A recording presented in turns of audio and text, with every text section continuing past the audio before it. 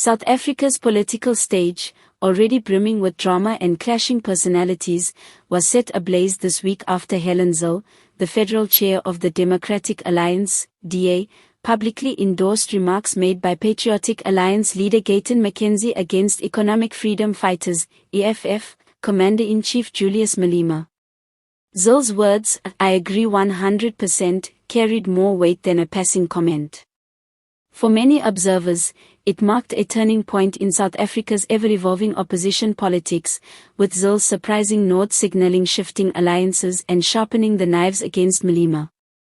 McKenzie, known for his bold rhetoric and unapologetic delivery, had earlier launched a blistering critique of Malema, calling him out for double standards, reckless promises, and dangerous populism that risk undermining South Africa's fragile democracy.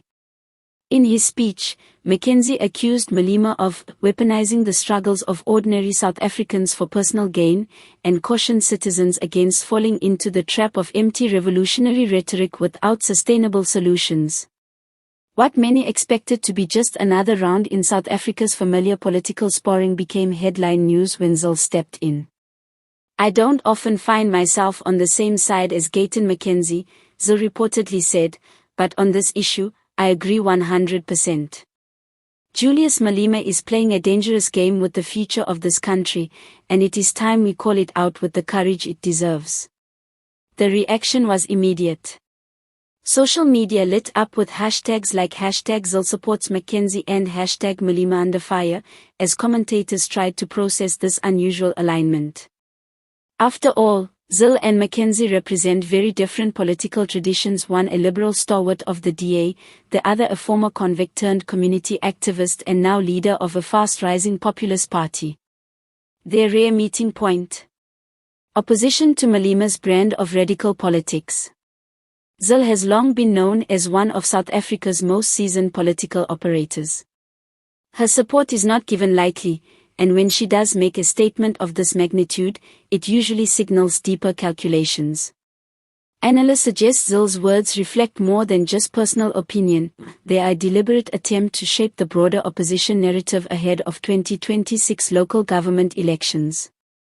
By aligning with McKenzie, Zille is effectively saying that opposition parties can and perhaps must find common ground in challenging the disruptive influence of Malema and the EFF. For years, the EFF has positioned itself as the radical voice of the poor and disillusioned, pulling the ANC leftward while terrifying investors and unsettling the opposition. But now, Zille's move suggests the tide may be turning. The EFF's dominance of opposition politics may not be as secure as it once seemed. For McKenzie, Zille's endorsement is nothing short of political gold.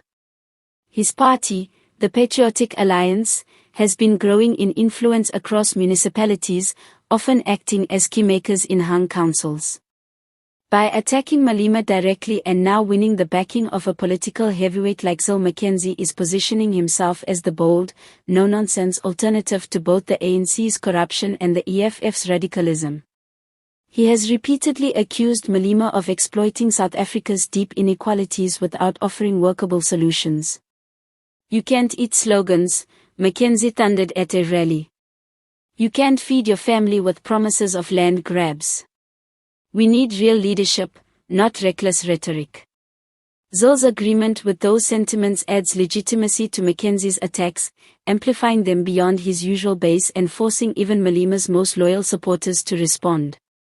Interestingly, Malema has so far remained uncharacteristically quiet in the wake of Zille's endorsement. Known for his fiery comebacks and quick wit, Malema has often relished such confrontations. His silence could be strategic, signaling that he may not want to give the Zille-McKenzie alliance more oxygen. Alternatively, it could suggest that the attack has struck a nerve. Insiders within the EFF are reportedly urging Malema to address the issue head-on, arguing that silence could be interpreted as weakness. Others believe Malema will bide his time and wait for a high-profile rally or parliamentary debate to launch his counterattack, framing Zille and McKenzie as opportunistic enemies of transformation. Among ordinary South Africans, reactions are deeply divided. Supporters of the DA and Patriotic Alliance welcome the development, with many saying it's high time opposition leaders united against what they see as Malema's destructive populism. Finally, someone is speaking the truth about Malema, one user posted on X. EFF supporters, however, dismissed Zille's comments as irrelevant. The DA and PA are desperate, tweeted one Malema supporter. They see Julius as a threat because he speaks for the people. Their fear is our confirmation. The episode underscores a broader reality. South Africa's opposition politics is entering a new phase of competition and collaboration. With the ANC struggling under the weight of corruption scandals, service delivery failures, and internal divisions, the opposition senses opportunity. But to capitalize, they must also deal with the EFF's disruptive force. Zille's endorsement of McKenzie shows that unexpected alliances may form in pursuit of that goal. Whether this marks the beginning of a sustained partnership or just a passing moment of agreement remains to be seen. But what is clear is that Malema has, once again, become the central figure around whom opposition dynamics revolve. In the end, Zille's words, "I agree 100%, were not just an endorsement of McKenzie's attack. They were also a signal. The battle for South Africa's future will not only be fought between the ANC and the opposition, but also within the opposition itself, as parties vie to define who truly represents the alternative. And in that fight, Julius Malema remains the lightning rod admired by some, feared by others, but impossible to ignore."